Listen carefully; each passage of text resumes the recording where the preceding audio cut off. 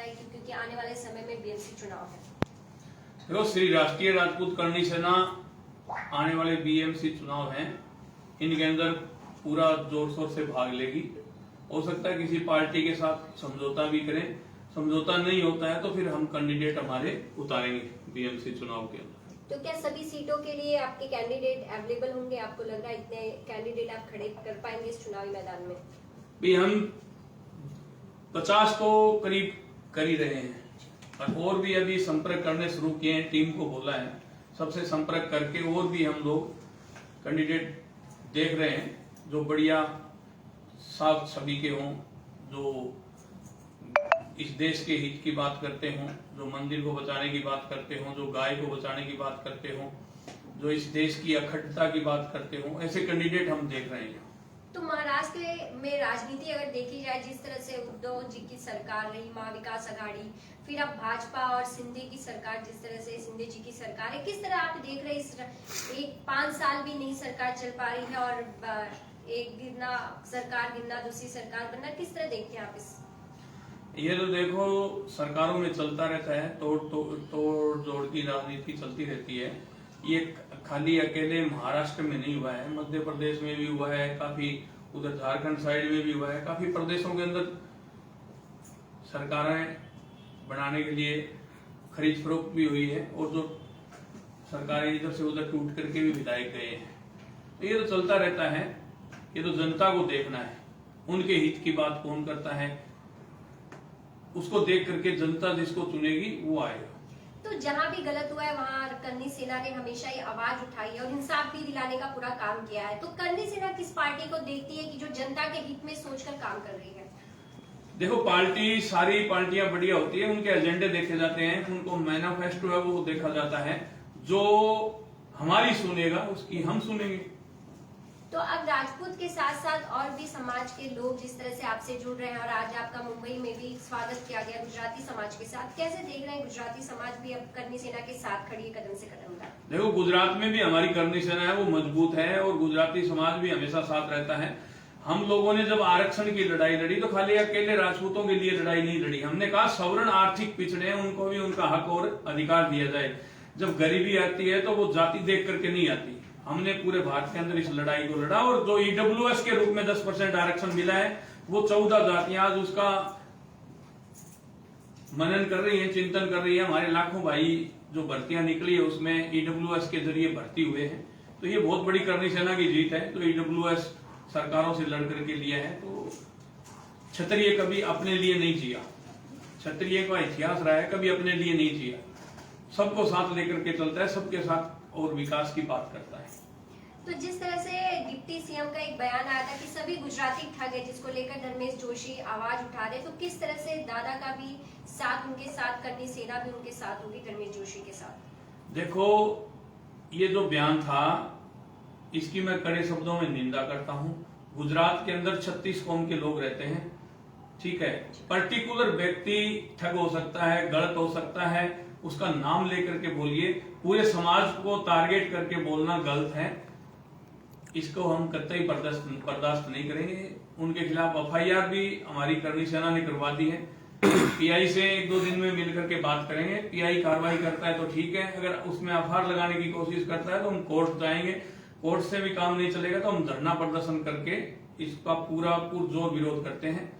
कोई भी, चाहे राजस्थानी हो, चाहे गुजराती हो, चाहे उत्तर प्रदेश हो, चाहे बिहारी हो, चाहे कोई भी हो, पूरी कौम को टारगेट नहीं करना चाहिए। व्यक्ति गलत हो सकता है, पूरी कौम गलत नहीं होती, पूरा स्टेट गलत नहीं होता। जिस तरह से खिलाड़ी दिल्ली में कई महीनों से देखा जा रहा है धरने पर बैठे हुए हैं, ब्रिज जिस तरह से उनके ऊपर आरोप लगाते हुए, किस तरह आप देखते हैं और आप कैसे खड़े हैं उनके साथ?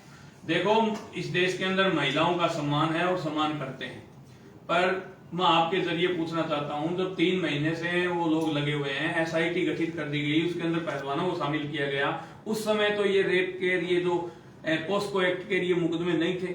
अब वहां तो बजरंग पूनिया का ऑडियो भी सामने आया, वो ढूंढ रहा है कि कोई भी लड़की कैसे भी करके तैयार कर दो जो ब्रजभूषण के खिलाफ बयान दे दे। तो ये तो एक पूरा षड्यंत्र है। दीपेंद्र हुड्डा का पर्टिकुलर एक अखाड़ा है, वो ये मुहिम चला रहा है। अब कोई भी वहां जंतर मंतर पर बैठ के आंसू बहा ले, सहानुभूति ले ले महिलाओं के नाम पर, तो ये तो गलत है ना। ऐसे तो कहीं भी 100 महिलाएं इकट्ठी होकर के किसी को भी अंदर डलवा सकती है, किसी को भी फंसा सकती है। तो जो जांच एजेंसियां हैं जबकि वो जांच कर रही है, दूध का दूध और पानी का पानी हो जाएगा। मेरा तो एक कहना है कि खुद ब्रजभूषण जी ने कहा है मैं अगर गलत हूं तो मुझे फांसी चढ़ा दो। अगर इसके अंदर ब्रजभूषण जी गलत नहीं निकलते हैं तो इन पहलवानों का आजीवन प्रतिबंधित करना चाहिए और इनके ऊपर 182 की कार्रवाई की जाए और इनको जेल में डालने का काम किया जाए। और जो इनको फाइनेंस करने वाले लोग थे, जैसे बाबा रामदेव फाइनेंस कर रहा है इनको, वो खुद जिनके खुद के घर कांच के हो, दूसरों के घरों के ऊपर पत्थर नहीं फेंका करते, इस बात को ध्यान रखना चाहिए। जो इनको फाइनेंस कर रहा है, जो इनको पूरा ये षड्यंत्र में जो शामिल हो रहे हैं, तो मैं सरकार से कहना चाहता हूं कि चंद लोगों के दबाव में आकर के कोई गलत डिसीजन मत ले लेना। पूरा क्षत्रिय समाज है वो टकटकी लगा करके इस ब्रजभूषण जी की तरफ देख रहा है। मेरी भी टिकट यहाँ बॉम्बे से सीधी अयोध्या की थी, लखनऊ से होते हुए अयोध्या जा रहा था, कैंसिल हुई है टिकट आज, क्योंकि 5 तारीख की मीटिंग जो अयोध्या के अंदर हम 11 लाख लोग इकट्ठे हो रहे थे, साधु संत और करनी सैनिक और हम सब मिल करके, तो वो ब्रजभूषण जी ने कैंसिल किया है। अभी प्रोग्राम कैंसिल किया है, निरस्त नहीं किया है, उसकी दोबारा डेट आ सकती है। तो ये सरकार ध्यान रखे, नहीं तो 2024 के अंदर अगर ब्रजभूषण सिंह के खिलाफ किसी जाति विशेष के दबाव में आकर के कोई भी कार्रवाई की जाती है तो आने वाले 2024 के अंदर जो हम कहते हैं वो करते हैं, और पहले भी करके दिखाया है। जब आरक्षण की लड़ाई लड़ रहे थे तब हम लोगों ने छठी का दूध याद दिलाया, वही करनी सैनिक हैं, वही भारतीय हैं और वही राष्ट्रवादता हमारे अंदर कूट कूट के भरी हुई है। पर जो सीधा हमारे गिरवान पर वार करेगा तो हम सहन नहीं करेंगे। मैं ये चाहता हूं केंद्र सरकार एक कानून बनाए। मैं खुद नेशनल प्लेयर रहा हूं, एथलीट रहा हूं, तो एक नियम और कानून होना चाहिए कुश्ती संघ में भी कि पहले स्कूल से जीतेगा, फिर तहसील से जीतेगा, फिर जिले से जीतेगा, फिर अपना स्टेट होता है उससे जीतेगा और फिर नेशनल जीतेगा, वही इंटरनेशनल खेलने के लिए जाएगा। ये ऐसे नहीं कोई अखाड़ा फकाड़ा ये बना दिया और उससे सीधा इंटरनेशनल खेले, ये बहुत ही गलत है। देश के अंदर प्रतिभाएं भरी पड़ी है, कूट कूट करके उनको आगे लेकर के आना वाला चाहिए और वो काम ब्रजभूषण जी ने बखूबी निभाया। उन्होंने इस कुश्ती को विश्व पटल के ऊपर एक पहचान दिलाई और इतने मेडल दिलवाए भारत को। ये पहलवान और ये जनता, ये हरियाणा, ये यूपी, ये दिल्ली, ये राजस्थान, ये पंजाब, ये पहले यही थे ना, पहले क्यों मेडल नहीं आते थे?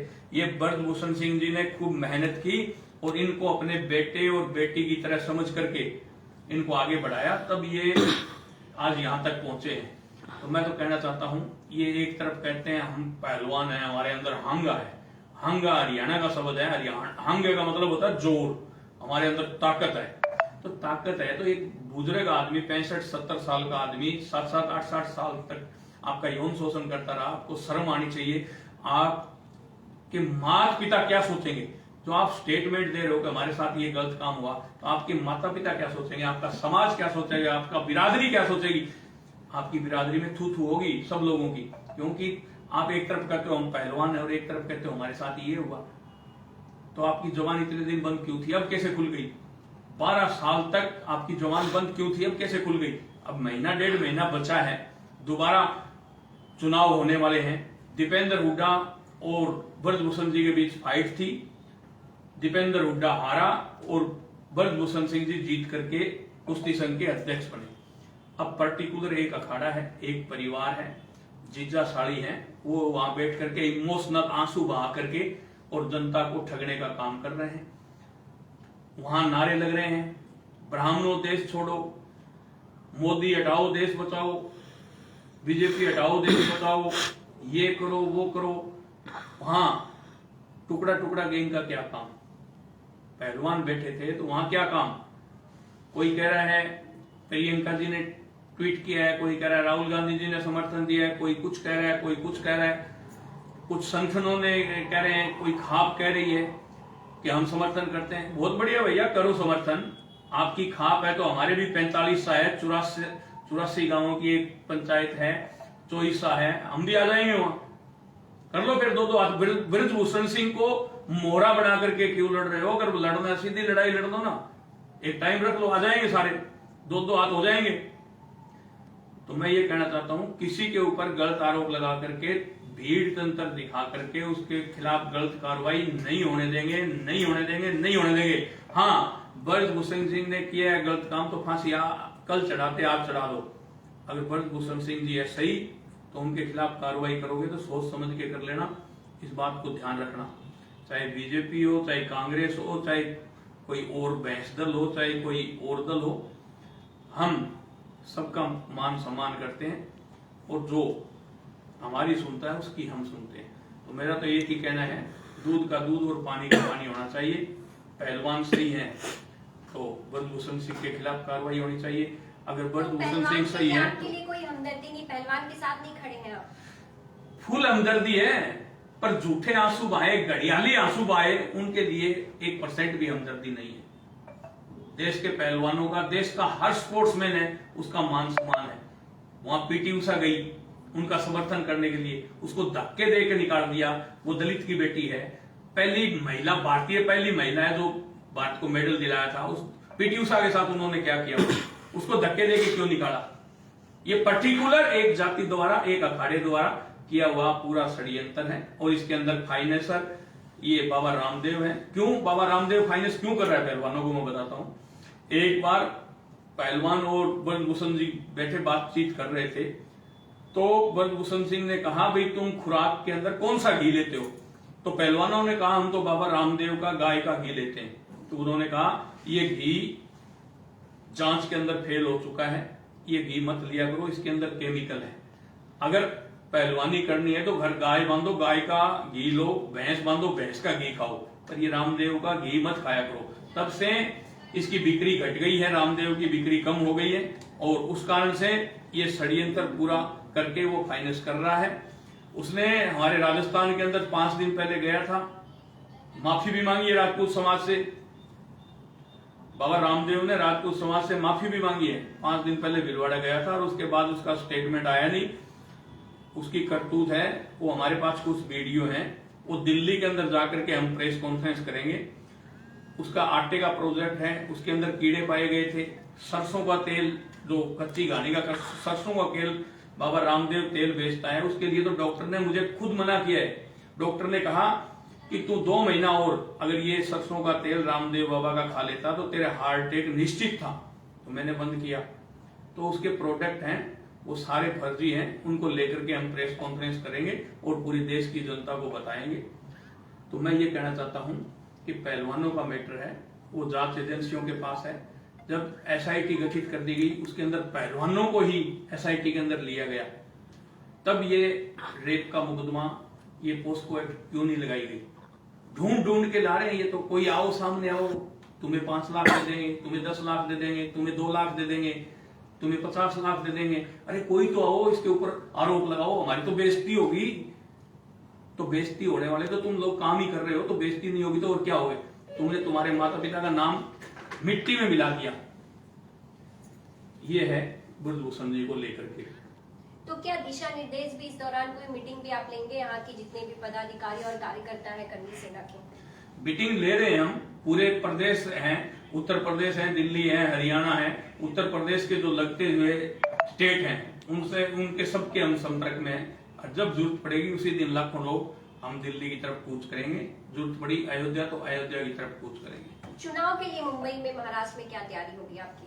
चुनाव में महाराष्ट्र के अंदर जल्दी ही ऑफिस ओपन कर रहे हैं।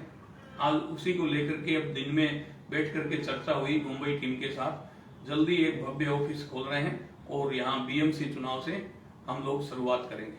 सबसे अहम मुद्दा बना हुआ है लव जिहाद को लेकर, जिस तरह से एक के बाद एक केसेस सामने आ रहे हैं जिसमें लड़कियों की हत्या किस तरह से की जा रही है, इसे किस तरह से रोकने का काम करनी सेना करेगी, आप इसे कैसे देखते हैं? देखो, लव जिहाद के मामले हैं, इसमें पहले आईडी फर्जी बनाई जाती है। तो मैं मेरी बहनों से कहना चाहता हूँ, भारतीय लड़कियों से कहना चाहता हूँ कि आप लोग उसका घर परिवार, उसका पूरा सिस्टम देख करके फिर आप लोग किसी को चुनो, तो फिर उसको चुन करके आप लोगों को अपनाना चाहिए।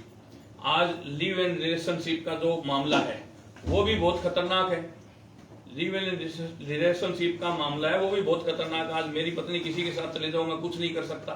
ये भारतीय संस्कृति को खत्म करने के लिए ऐसे कानून बनाए गए। मैं इनका भी विरोध करता हूं और भारतीय नारियों से, भारतीय बहनों से कहना चाहता हूं, आप किसी के साथ भी लव मैरिज कर रही हो या नहीं कर रही हो, तो मैं तो ये सरकारों से कहना चाहता हूं कि एक एक्ट ऐसा बना दिया जाए कि कोई भी घर से भागता है या नहीं भागता है, उसमें उनके माता पिताओं की अनुमति सुनिश्चित की जाए। अगर माता पिता उस शादी में शामिल नहीं है तो वो शादी ना मानी जाए। ऐसा एक एक्ट बनाया जाए ताकि ये लव जिहाद है या कोई और है, ये सब चीजें रुक सकें। धर्मेश जी, क्या वजह रही कि आपको लगा अगर दादा यहाँ मुंबई पधार रहे हैं तो उनका स्वागत और सम्मान के लिए आप खड़े रहेंगे? देखिए, मैं सबसे पहला तो दादा अभी थोड़ी देर पहले मेरे ऑफिस पे आए थे मुझे आशीर्वाद देने के लिए, और जब मैंने दादा से बात की थी कि दादा इस तरह से गुजरातियों को ठग बोला गया है, तो पूछा किसने बोला, तो मैंने बोला deputy CM of Bihar Tejashwi Yadav ji ने बोला है। तो बोले कि ये पोस्ट के ऊपर बैठ के इतना अभद्र भाषण दे रहे, ये कतई बर्दाश्त नहीं होगा। उन्होंने जीवन जी से कहा कि भाई धर्मेश का पूरा सपोर्ट होना चाहिए, और आज जब खुद मुंबई आया है तो आज एक छोटा सा कार्यकर्ता हूँ, छोटा भाई हूँ उनका, तो आशीर्वाद देने मेरे ऑफिस पे भी आए और उन्होंने पूरा समर्थन दिया है। जिस तरह से दादा अभी जो बोल रहे हैं कि सत्ता के लिए वो कौन इंसान किस तरह से काम करता है, तो ये गलत बात है। आज जैसे मोदी जी के भी विचारधारा दादा ने बताई कि किस तरह से वो चल रहे, एक सनातन धर्म को लेके चल रहे। दादा खुद आज सनातन धर्म को लेके चल रहे, ना कि सिर्फ राजपूत सेना को साथ में लेके चल रहे। उनका एक ही स्लोगन है, हमेशा एक ही बात बोलते हैं, गलत मैं सुनता हूँ, मेरे से बात होती है कि जितने भी हिंदुत्व के धर्म है वो सबके लिए मैं खड़ा हूँ। अगर कोई इस तरह से अभद्र भाषा करेगा तुच्छ काम के लिए, एक कुर्सी के लिए, तुम किसी जात के ऊपर कर रहे हो। दादा का ये भी कहना है कि एक मूल निवासी भी गुजराती भाषा वापरते, एक पारसी भी है, एक गुजरात में दरबार बोले तो राजपूत आते हैं, तो ये सब जो भाषा गुजराती है ना, उसके अंदर सब समाज आ गए। तो बोले ये मेरे जरा भी दिमाग में नहीं बैठ रहा, इसका मैं विरोध करूंगा, तेरे साथ खड़ा हूं और हमेशा खड़ा रहूंगा। दादा, जिस तरह से हमेशा ही आपने इंटरव्यू के दौरान पहले कहा करते थे कि मंदिर वही बनाएंगे, तारीख नहीं बताएंगे, लेकिन अब मंदिर का भव्य निर्माण शुरू हो गया है, लेकिन करनी सेना अभी तक वहाँ मंदिर नहीं पहुंची है, तो कब तक करनी सेना वहाँ पहुंची? नहीं, करनी सेना जाके आई है और दोबारा भी जाएगी। अब कह रहे हैं कि 2024 में जनता को सुपुर्द कर दिया जाएगा मंदिर, उस समय भी हम लोग जाएंगे। मंदिर बनाया है उसके लिए बहुत बहुत धन्यवाद सरकार का, सुप्रीम कोर्ट का, कि उन्होंने ये मंदिर बनवाया, उसके लिए बहुत बहुत धन्यवाद देते हैं हम लोग। और जब भी जनता को मंदिर सौंपा जाएगा तब हम जाएंगे। हमें उसके अंदर थोड़ा सा एक हमें दुख है कि जो अयोध्या की धरती है वो जयपुर के दरबार मान सिंह जी की थी, राजा जय सिंह के। उनके परिवार से भी किसी को कोर कमेटी में नहीं लिया गया मंदिर की, ना ही योगी जी को लिया गया, ना ही कोई उत्तर प्रदेश के किसी राजपूत भाई को लिया गया। एक राजपूत को तो उस कोर कमेटी में लेना चाहिए था। ये सरकार से मैं मांग करता हूं, उस पर पुनः विचार करके किसी न किसी एक को तो उस कमेटी के अंदर, अयोध्या की के अंदर रखना चाहिए क्षत्रिय को।